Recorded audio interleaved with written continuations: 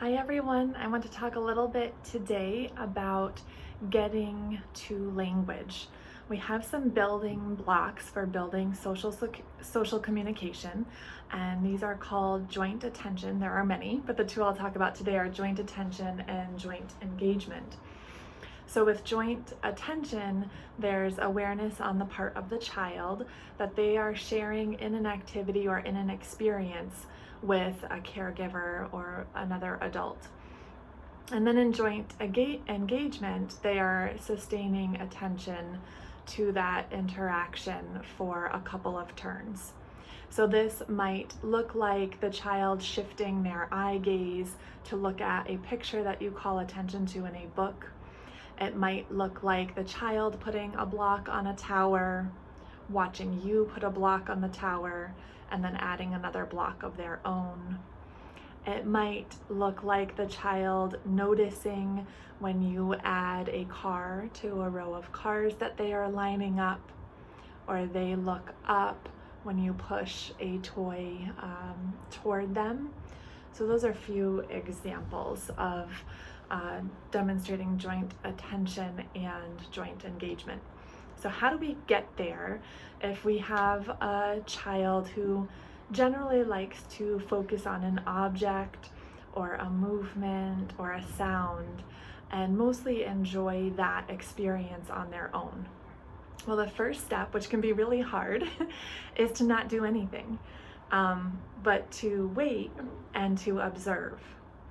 So to, be in the same space and just observing how the child is interacting with the toy, the object, the movement, the sound, or the sensory experience that they are taking in. And this gives us a sense of what might be motivating and enjoyable about that activity for the child. So the next step would be to join the child. And we would want to do this sort of quietly, so not introducing a lot of spoken language. Adding in our voice gives the child something additional to process and think about and to take in. And right now our focus is just on being together. So moving into the child's space and noticing if that feels comfortable for them, and notice if they're moving away or if they're staying in that same space. And again, just watching now from a closer proximity what the child is doing. And if that is welcomed, then beginning to imitate the child's play. So we call this imitate and wait. So I'll come back to the example with blocks. If the child is putting the blocks in a row, or putting blocks into a container, or stacking blocks on top of each other, or tapping two blocks together, then you're going to notice what they're doing, and then you're going to imitate them. So if the child is tapping two blocks, you're tapping two blocks, and then wait. Imitate, then wait. And look and notice, is the child looking over? Have they noticed that you are playing with the item in the same way? So after we imitate and wait for several rounds and see if the child pauses their action and then continues it, then we move to another strategy that I call delight and invite. So if you've been doing the observing, the part that can kind of feel like not doing, but it's a really important step of just watching what does the child gravitate toward, what's interesting to them, then over time we can kind of collect a bag or a bucket of some of those favorite items, or take a kind of a mental note or list an inventory of movements that the child appears to enjoy. Would be another way to do this. And we would present one of those things at a time. So let's say the child really loves watching a ring spin on the table. Maybe that's it. So in your bag or in your box or bucket of really super interesting, delightful, joyful, interesting things for your child, they'll pull out that one item, just one at a time. The others are out of sight, out of reach. And again, you're just sharing space with the child. You're in the same kind of location. You're down at that child's level. So you're moving your body physically down to their eye level. And you just play with the object yourself. So you're spinning the ring on the table.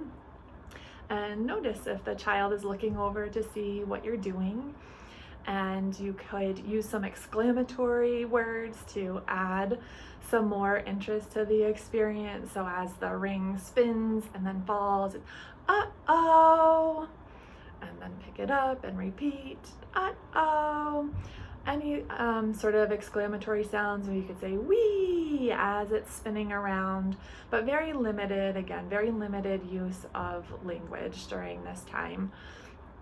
And then you might, if you notice that the child is observing you, you could bring the object up toward your face and see if that brings their eye gaze toward your face. You could then hold the item out and see if the child physically moves their body closer to you or if they reach out for the item. And now they're having a turn with it, and we're repeating that interaction back and forth. So I've said a lot in this almost 7-minute video. There is a handout to accompany this, and give it a try. Reach out, notice which maybe of the steps feels natural for you or easy for you to do, or which one you want to focus on a little bit more, which categories of interactions and activities seems most exciting to your child. Do they love to listen to music or particular sounds that toys make? Do they seem to be more interested in the movement? If they're jumping and you imitate their jumping, is that something that they're more likely to join than playing with an object? And just begin to investigate a little bit in that manner. Okay, thanks for listening.